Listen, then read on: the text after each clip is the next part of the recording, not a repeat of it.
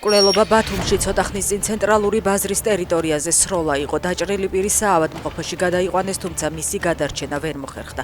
შემთხვევის ადგილზე საგამოძიებო მოქმედებები მიმდინარეობს. უცნობია დააკავეს თუ არა დამნაშავე.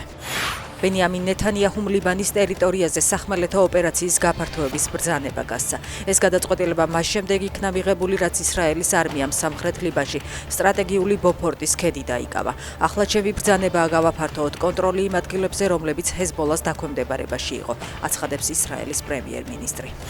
ლუკაშენკო უკრაინასთან ომში ბელარუსის ჩართვას გამორიცხავს, სომხეთს კი ევროკავშირთან დაახლოების გამო უკრაინის ბედით ემუქრება. სომხები ძალიან ფრთხილად უნდა იყვნენ ღმერთმა ნუქნას განმეორდეს ის, რაც უკრაინაში მოხდა, ამბობს ის. ლუკაშენკოს თქმითვე ბელარუსი ჯარისკაცები უკრაინაში არ ყოფილან და არც იქნებიან, ხოლო თუ მინსკი კონფლიქტში ჩაერთვება, ომი განსხვავებულ ხასიათს მიიღებს. ჩემპიონთა ლიგის ფინალის შემდეგ საფრანგეთში გულშემატკივრებსა და პოლიციას შორის დაპირისპირებისას 219 ადამიანი დაშავდა. საფრანგეთის შინაგან საქმეთა მინისტრის ინფორმაციით 8 დაშავებული მძიმე მდგომარეობაშია.